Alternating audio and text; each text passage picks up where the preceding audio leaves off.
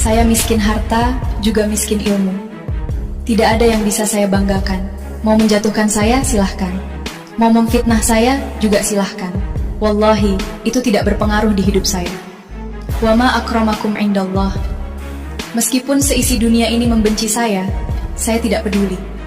Setidaknya saya sudah bisa berdamai dengan diri sendiri dan belajar untuk tidak membenci siapapun dan tidak memandang rendah siapapun.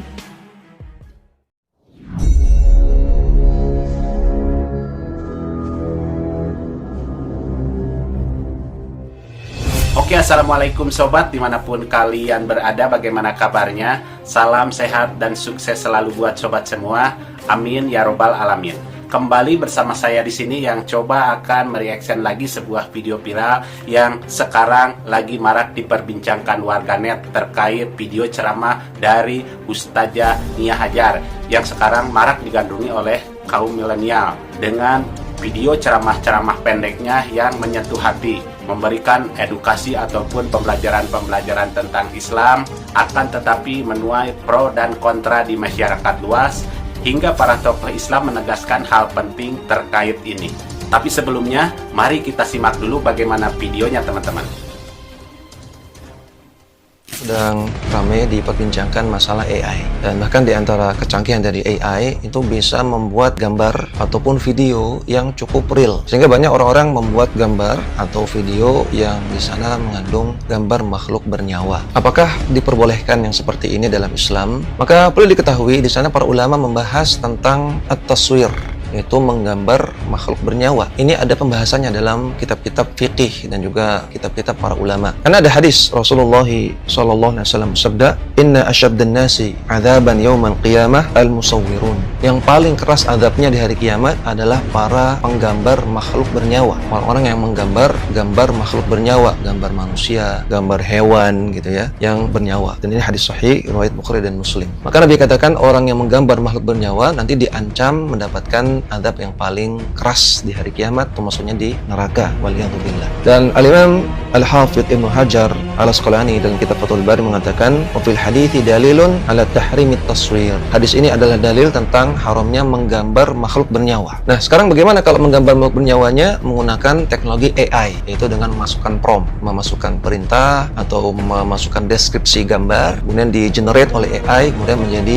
gambar. Nah, kalau gambar yang dihasilkan itu gambar makhluk bernyawa, maka tetap saja tidak boleh walaupun dengan cara menggunakan AI, di-generate oleh AI. Karena hakikatnya sama, hakikatnya adalah menggambar, yang menggambar makhluk bernyawa. Dan Al-Imam Ibnu Qayyim rahimahullahu taala beliau mengatakan, "Fasyari'atu la tufarriqu baina mutamathilaini albattatan." Syariat tidak membeda-bedakan dua hal yang semisal, dua hal yang sama sekali. Wala tusawwi bainal mukhtalifaini, dan syariat tidak menyamakan dua hal yang berbeda. Kemudian kata beliau, "Wala tubihu ma mafsadatuhu musawiyatun lima harramathu." Dan syariat tidak membolehkan perkara yang mafsadahnya sama dengan apa-apa yang telah diharamkan oleh syariat. Ketika syariat mengharamkan menggambar makhluk bernyawa, sedangkan kalau orang menggambar makhluk bernyawa dengan AI, mafsadahnya sama. Ketika mafsadahnya sama, kerusakannya sama, maka hukumnya sama, yaitu hukumnya haram, tidak diperbolehkan.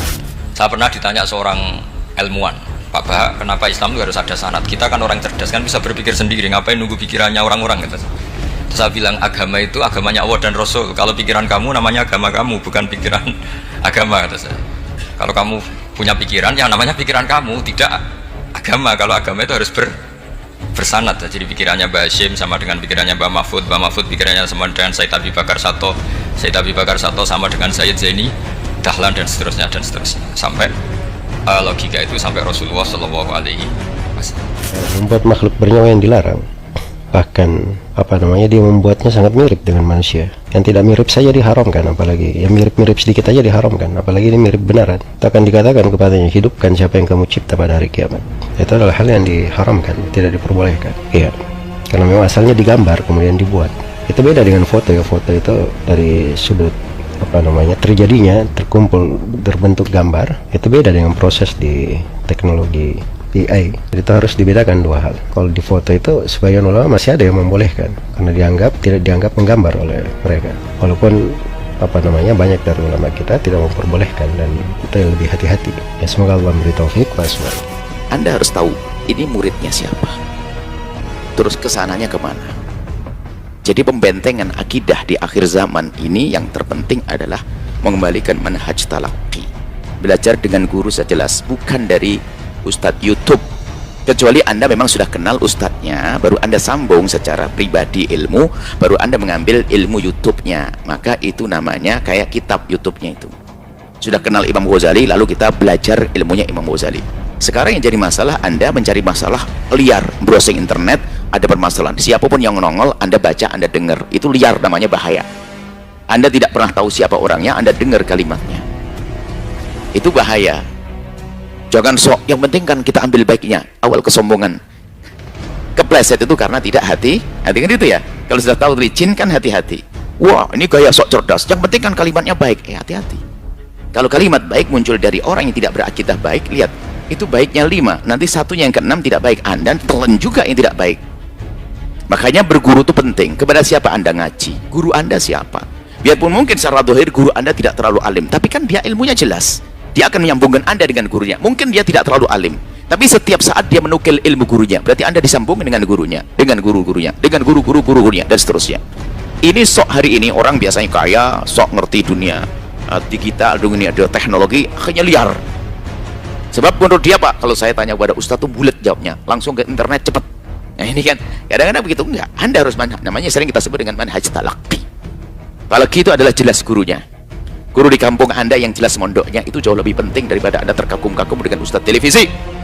Jangan terpesona gampang. Ustadz terkenal, Ustadz masyhur. Akidahnya jelas, sanadnya kemana, ilmunya kemana. Ustadz di kampung Anda jauh lebih istimewa karena dia mondok bertahun-tahun di tempat yang jelas, pondoknya jelas, akidahnya jelas. Ngukurnya kebenaran sanad ilmunya, di mana dia belajar. Kita bisa melihat belajarnya. Kita ngelihat, oh belajarnya dari kiai ini ke kiai ini, ustadz ini, jelas. Maka itulah guru-guru Anda, yang artinya disitulah Anda punya sanad sesungguhnya. Heboh dan terus dipiralkan media TikTok dan Instagram hingga YouTube. Kemunculan sosok Ustazah Nia Hajar yang berparas cantik dan teduh, memiliki lesung pipi yang indah dengan suaranya yang sangat menyejukkan hati.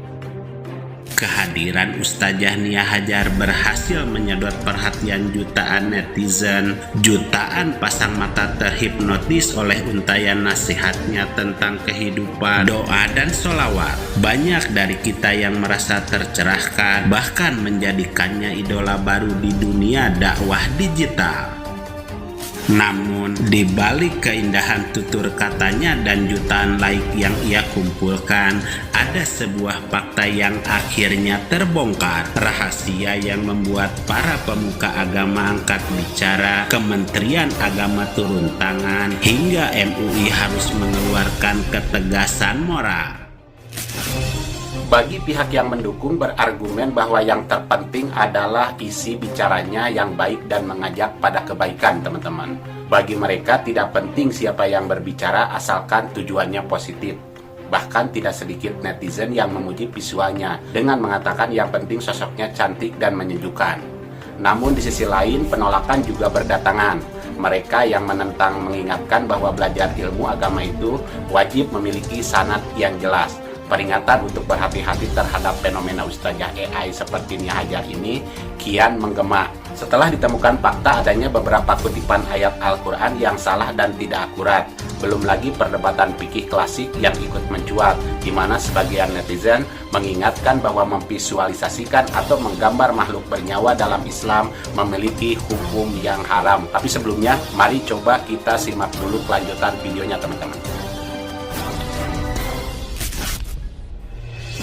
Jika kita perhatikan ke dalam biodata digitalnya, tidak ada catatan resmi mengenai di mana pesantrennya atau siapa guru dari Ustazah Nia Hajar. Di balik pesonanya yang luar biasa, yang digambarkan sebagai sosok perempuan muda berhijab dengan visual yang sangat sempurna, Isi ceramahnya sangat menyentuh. Ia membahas kegelisahan anak muda, pentingnya ketenangan jiwa dan kekuatan sholawat. Dibawakan dengan nada suara yang lembut dan stabil, membuat siapapun akan betah mendengarnya. Dan tidak heran dalam waktu yang singkat, pengikutnya melonjak drastis menembus angka 1 juta followers, hingga netizen berbondong-bondong memberikan komentar dukungan positif. Akan tetapi jika kita jeli memperhatikan detail videonya, ada banyak kejanggalan.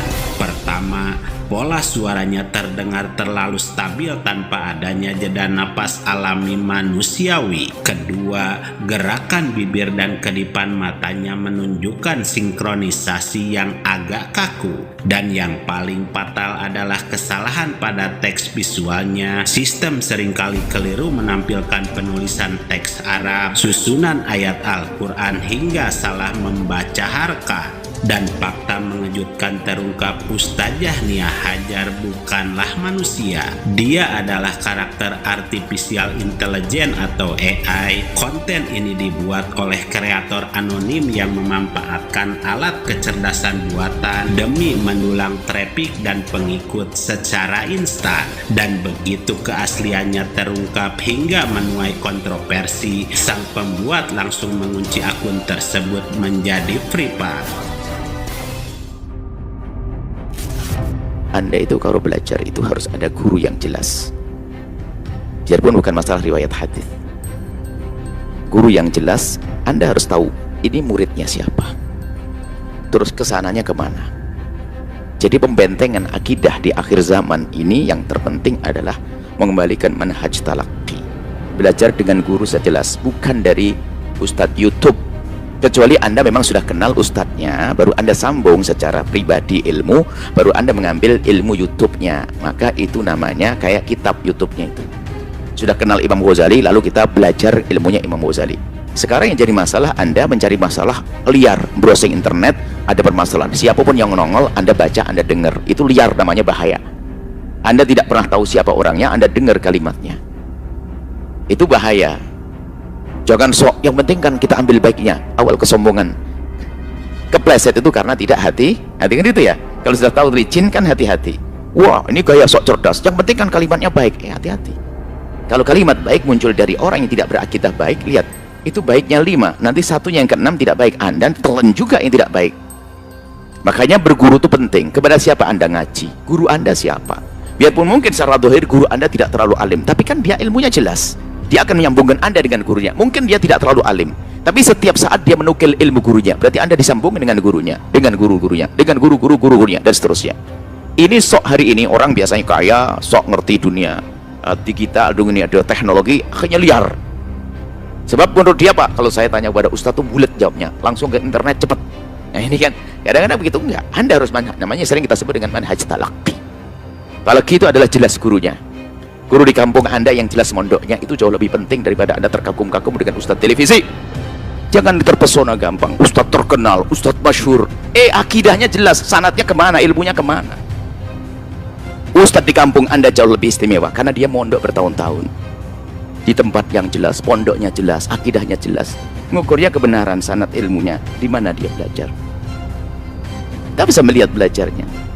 Kita ngelihat, oh belajarnya dari kiai ini ke kiai ini, ustadz ini, jelas. Maka itulah guru-guru Anda, yang artinya disitulah Anda punya sanad sesungguhnya.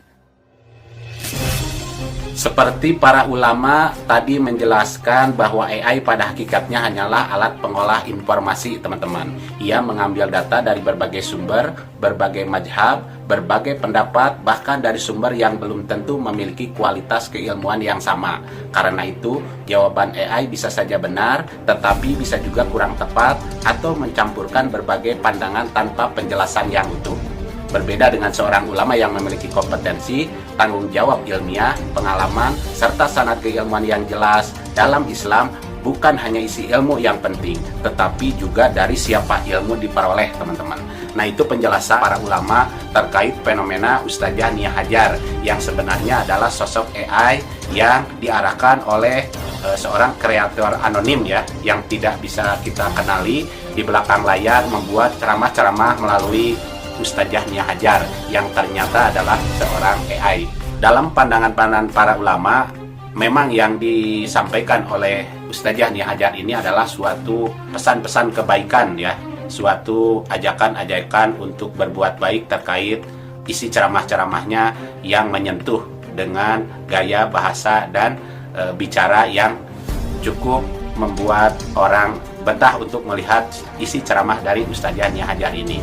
Akan tetapi para ulama menemukan ada beberapa kutipan ayat yang ternyata salah dibaca, dan ini membuat arti berbeda dari isi ceramah itu sendiri teman-teman, dan itu yang membuat ceramah dari Ustazah Nia Hajar ini dianggap berbahaya.